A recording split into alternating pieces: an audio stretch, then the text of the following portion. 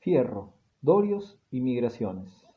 Un evidente malestar caracterizó la fase final de la época micénica, cuya naturaleza y causas desentrañaremos enseguida. La lengua griega se componía en la época clásica de tres grupos importantes de dialectos: el jonio, que entre otras era la lengua de Atenas; el dorio, hablado en Esparta, por ejemplo; y el aqueo, que comprende el arcadio, hablado en la llanura del Peloponeso; el chipriota y algunos dialectos del norte y del nordeste. El jonio y el aqueo forman un grupo dialectal denominado griego oriental, mientras que los dialectos dorios forman el griego occidental. Homero llama aqueos a los griegos que asediaron a Troya, y a la interpretación de las tablillas de Micenas ha reforzado la teoría de que los micenos se daban a sí mismos el nombre de aqueos y a su territorio el de Acaya. Sin embargo, el lenguaje de estas mismas tablillas de Micenas es muy parecido al aqueo y con ciertas semejanzas con el jonio, pero se asemeja muy poco al griego occidental. Podemos pues concluir que los jonios tenían relaciones amigables con los aqueos y que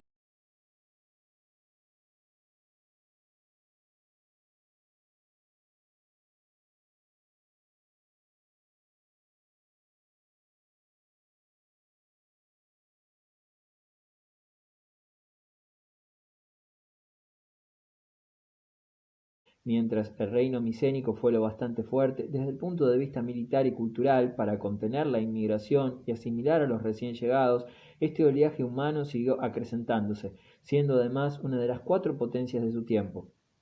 En Atusas, capital de los hititas, se halló un gran número de inscripciones referentes a las relaciones del rey hitita con un reino llamado Aihawa.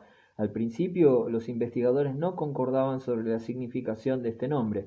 Si fuera cierto que los griegos, generaciones después de la destrucción definitiva del palacio de Cnosos, poseían la hegemonía naval en el Egeo, es probable que se tratase de griegos. El rey de los hititas, tan antiguo, siempre llama hermano al rey de Aihawa, como hacía con los soberanos egipcios y babilónicos, lo que hace creer que Aihawa no habrá sido una pequeña ciudad griega independiente del Asia Menor, sino acaso una dependencia ultramarina del gran reino de Micenas, detalle que calza con el relato homérico que describe al rey de Micenas como el soberano más poderoso y a otros jefes como sus vasallos.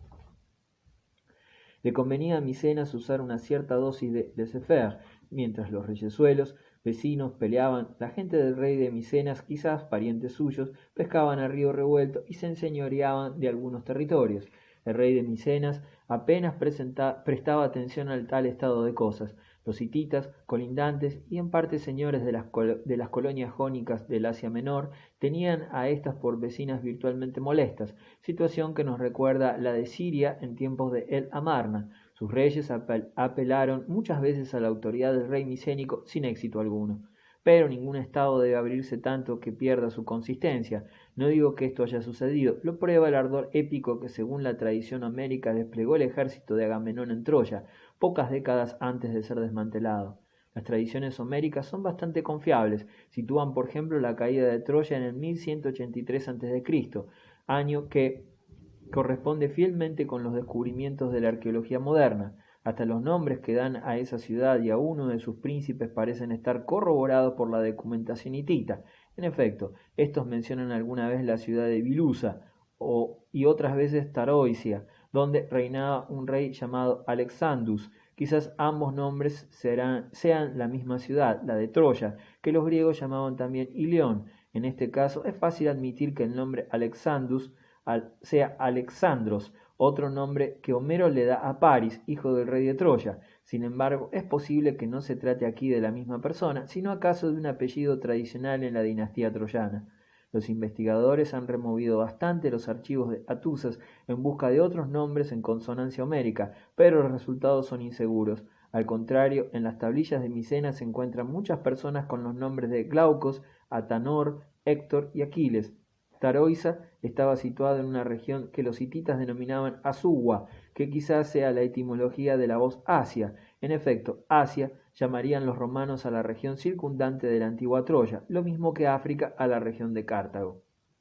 Mas, ¿qué llegaron a valer a fines de la Edad Media los castillos puestos en jaque por los explosivos? ¿Y no debió el soberbio Japón rendirse sin condiciones en 1945 frente a un arma genocida que ellos no dominaban? Justamente después de la guerra de Troya se dejó de sentir un nuevo factor militar, el hierro. El hierro era conocido por los griegos desde principios de la época micénica. Sin embargo, Homero, aunque vivió en la Edad de Hierro, como se observa en diferentes pasajes de sus poemas, conservó el recuerdo de los nobles guerreros armados de bronce, y por consiguiente hablaba de sus armas como de cobre cortante. Se apreciaba entonces tanto como el oro, y en ciertos lugares servía para trabajar los objetos de bronce. La cultura egea se asentaba exclusivamente en el bronce, pero hacia el final de la fase heládica reciente, los griegos, especialmente los dorios, cayeron en la cuenta de que el hierro abundaba más que el estaño y el cobre se podía trabajar con relativa facilidad y pesaba menos que el bronce. El prestigio del bronce victorioso en Troya fue fatal para los hijos y nietos de Agamenón. Una invasión arrasó los palacios reales que ya no volvieron a construirse. Los griegos occidentales, los dorios, entraban entonces en escena. Llegaron al Peloponeso por el Golfo de Corinto en el 1104 a.C., cuando hijos y nietos de los héroes de la guerra de Troya gobernaban todavía. Pilos no estaba preparada para la guerra. Su palacio se derrumbó bajo las llamas y desaparecieron las tablillas de los últimos meses anteriores a la catástrofe. Los gruesos muros de las fortalezas micénicas pudieron proteger al reino. Tirinto no tuvo mejor suerte. La leyenda nos dice que el último rey de Micenas, la Dorada, Orestes, hijo de Agamenón, tan conocido por las tragedias griegas clásicas, tuvo que huir a Arcadia, al interior del Peloponeso. De todos los grandes núcleos micénicos, solo Atenas fue respetada por la invasión. Los últimos supervivientes de la dinastía de Néstor se refugiaron en la ciudad y pronto formaron parte de la más alta nobleza ateniense. Los dorios, emparentados con los griegos orientales, sometieron al Peloponeso y se establecieron como dueños en la península, con lo que las ciudades micénicas perdieron toda su importancia y el centro de gravedad del país se desplazó a otros lugares. Pero la invasión no significó ruptura alguna en la evolución cultural del resto de la Hélade. La invasión doria del Peloponeso y la huida fuera de los países micénicos no forman más que un episodio de ese poderoso movimiento del micénico reciente, que se llama la migración egea. La historia de Egipto nos cuenta cómo la marea de esta migración azotó también el delta del Nilo y cómo los faraones pudieron resistir a duras penas. Las islas estaban revueltas, dice una fuente egipcia, y entre otras tribus, la Aquiwasta, las aqueas, vinieron a saquear Egipto y conquistar el país. Esta impetuosa manejada hizo desaparecer al imperio hitita y tribus frigias penetraron hasta el corazón del Asia Menor. Algunos investigadores creen que los etruscos también participaron en esta migración. En esta oleada egea, con toda certeza se puede incluir otro pueblo, los filisteos, vecinos y enemigos eternos de Israel y de quienes proviene el nombre de Palestina, país de los filisteos. Alguna relación entre los filisteos y Creta parece haber existido, entre otras razones porque en la Biblia se encuentra la expresión los cereteos y los peleteos, Samuel 23.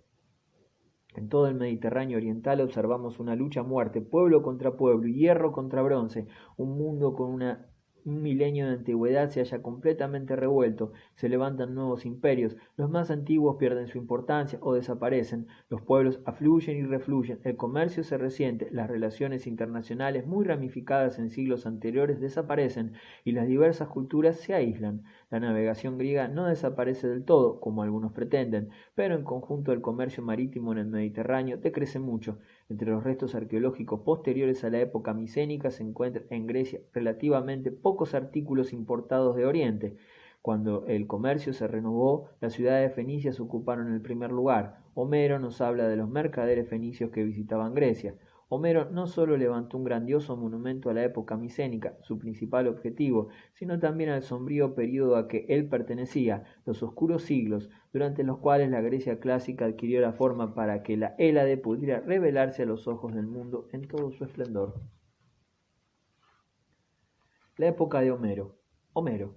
Micenas, Pilos y Cnosos ya no existían. Aquella época gloriosa había pasado a la historia. Entre las invasiones dóricas del siglo XII y Homero, principios del siglo VIII, se incubó en silencio la Grecia clásica. En silencio porque el idioma de las tablillas de arcilla se extinguió y su escritura fue olvidada y abandonada como inútil en un ambiente que no conocía los grandes imperios.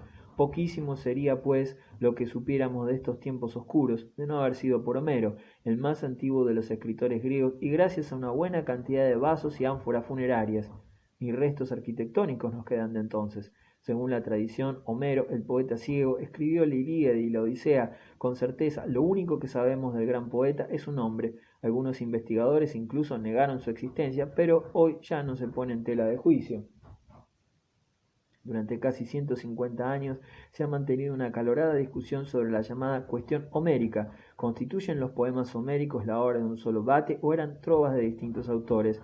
En la actualidad está casi generalmente admitido que los poemas homéricos tienen su origen en antiguas leyendas y cantares que formaban parte de la tradición oral popular.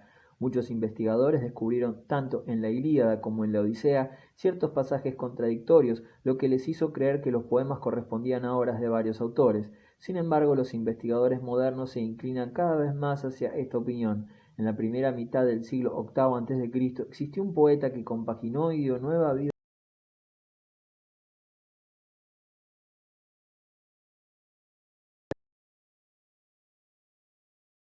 por él. Se cree que la Odisea constituye una especie de continuación de la Ilíada, pero, sin duda, de un autor algo más reciente, que inspirado por el deseo de aventuras propio de su tiempo, época en que los griegos habían llegado a ser un pueblo de marinos y comenzaban a rivalizar con los fenicios, escribió una novela de navegación. Los poemas homéricos se cuentan sin discusión entre lo que la literatura mundial ha producido de más grande y bello, representan la primera muestra de la inquietud creadora de los griegos. El espíritu griego se eleva aquí muy por encima de cuanto los pueblos civilizados de Oriente aportaron a la literatura épica. Estos antiguos cantos de hace casi 3 milenios son tan profundamente humanos que es comprensible hayan conmovido a los hombres de todos los tiempos. Entre las escenas de combate hay muchas imágenes que atestiguan la viva empatía del poeta con la naturaleza. Compara la multitud con un campo de trigo ondulado por el viento. El rey avanza en medio de sus guerreros como un macho cabrío por entre las cabras. En los hombres que se arrojan al combate con griterío salvaje se ve un vuelo ruidoso de cigüeñas y cisnes. De continuo el poeta adorna el gran cuadro al fresco de los héroes griegos y troyanos con la pincelada de sorprendentes comparaciones. La Ilíada y la Odisea son creaciones de una época primitiva, de instintos primarios, de pasiones desencadenadas. Los héroes lloran con la misma facilidad con que ríen. La ira y el disgusto les hacen derramar lágrimas, pero también lloran de alegría y felicidad. Describe con realismo la crueldad de los combates. Ni el poeta ni sus oyentes retroceden ante los detalles más descarnados. La cabeza del héroe vencido vuela como una pelota en medio de la pelea. El vencedor traspasa a su enemigo y le levanta en la punta de su lanza como el pescador que arroja a la ribera el pez que atrapó con su caña. La Ilíada no describe el relato completo de la guerra de Troya, sino que solo canta un episodio, pero el poeta supo escogerlo y en él se concreta el drama entero. Gracias a ello, la epopeya no quedó reducida a una simple crónica en verso. No tememos exagerar la influencia de los poemas de Homero en el carácter del pueblo griego. Hay que reconocer que la Ilíada y la Odisea fueron las lecturas preferidas de la juventud y ayudaron siempre a las nuevas generaciones a llegar a ser en verdad helénicas, ya que la libertad, la belleza, la nobleza y la elocuencia son los valores más ensalzados en ella.